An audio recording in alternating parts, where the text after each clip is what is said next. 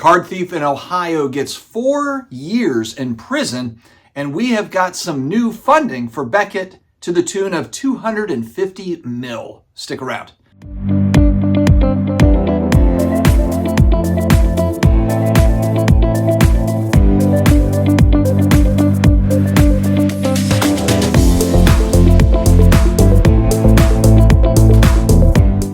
What's going on, sports card hobby family? It is the end of the week. We are getting closer to Christmas. Can you believe it? I need to start wrapping some stuff. I need to start getting my head in gear a little bit and start getting everything figured out. Before I dive in, we've got our Friday shoutouts. PSA, if you've never subbed with PSA before, your first submission, $25 off with the SCD25 promo code. Just make sure to put it in the shipping and billing screen, $25 off your first submission.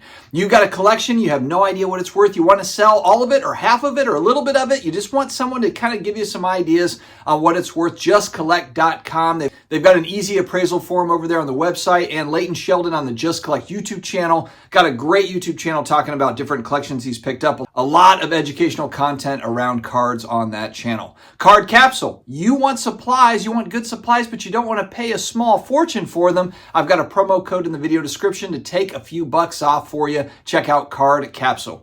All right, going back earlier in 2024, about $2 million, a lot of huge vintage cards. Memory Lane Auctions had shipped them out. I believe it was for a card show for setup, and those cards went missing. Well, the person that was found guilty, Jacob Paxton, it was reported by the Fox 8 News out there in Ohio, got 4 to 6 years in prison. I haven't heard a lot of talk about this story in hobby circles, but I think it is important because I think a lot of times we feel like, man, you can just do anything in this hobby and nothing happens to you. Well, it does show that there are real consequences when caught, and obviously it's when caught, and if you're pressing charges and the amount of money of cards and all of that sort of stuff. But this was, pretty serious, pretty serious consequences here. So it just goes to show, be careful out there with your cards, with your, the deals, who you're talking to about those deals, because you never know who's paying attention to it. You never know what could go wrong. And it's not just, this is one example, but man, we've seen this with shipping stuff, whether it be the post office or FedEx or UPS. You've had people that have taken cards allegedly, card shows, dealers that have gone awry. There's all sorts of different pitfalls here when it comes to buying, selling, trading sports cards. And so just be careful. I have to assume that Memory Lane Auctions as well learned something here. They're going to do things a little bit differently, I would assume, moving forward when shipping cards of this magnitude. But that's what's kind of crazy is that a couple $1 million of cards, there's so much money in this space. It doesn't take that many cards to make up a couple million, make $1 million of cards, $500,000 of cards.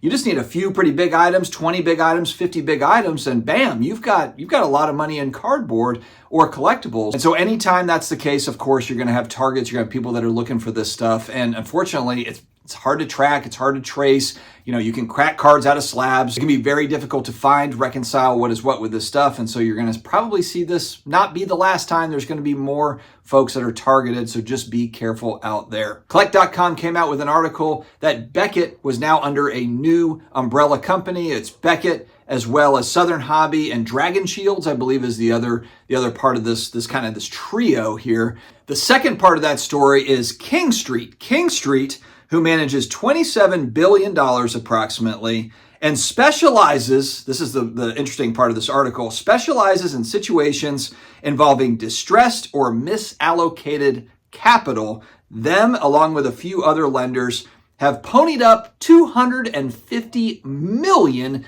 to Beckett, as well as Dragon Shields, as well as Southern Hobby Distribution. When I first saw this, $250 million is a hell of a lot of money. And I'm so curious. I wish that I could just be in this strategy meeting where they're going to spend this $250 million to propel these brands forward. And with Dragon Shields, it's like, man, TCG's on fire. I assume these are supplies, so okay, that's a supply company. Southern Hobby Distribution, where is the money going to go in there to, I guess, expand that company? And then Beckett, where is that money going to go? Is it going to go into innovation? Is it going to go into, new personnel? Is it going to go into more employees? What are they going to do with that money for Beckett Grading to turn it around, to save it? Now, again, King Street specializes in distressed assets. So what is the story gonna be here? But you know what? The excuse will not be that they did not have funding. So I guess that's one thing where, you don't know behind the scenes, how come Beckett's not doing this or that or whatever? And it's like, well, we don't really know the financials.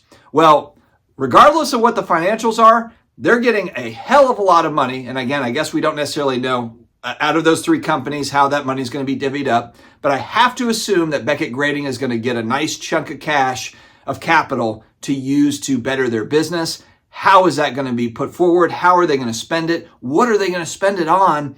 What is going to happen here? It's actually kind of fast. It makes the story a little bit more fascinating, because I just assumed when I kind of saw this parent company deal, this new kind of umbrella company, that this was just gearing up for a sale. Now, maybe that's part of what this is. We got this new funding. We're going to get these companies kind of in a nice spot.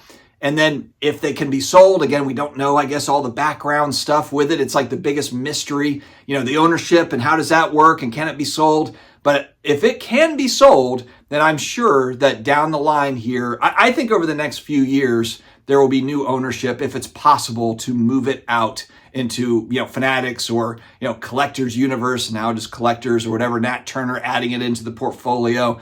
I don't know. This is going to be a really interesting to watch. Again, this is one of those long-time brands, Dr. Beckett being an icon in the hobby. His name is all over this thing. I'm sure I'd be curious to hear. Maybe I'll reach out to him and try to get some sort of an interview or something with Dr. Beckett. I've been on his podcast a couple times before. He's been on my show. It's been a while, but I think it would be kind of fun to get his take on this. Maybe he'll talk about it on Hobby Hotline or something. So what do you all think? The infusion of cash capital into Beckett, is it going to now compete with all the other grading companies? Or is it just kind of maneuvering? Is it a part of kind of a maneuvering deal just to get this thing sold somehow? Or maybe it's something else entirely. Who knows? Let me know your thoughts in the comments below, my friends. Stay healthy, stay awesome, and I will talk to you again later.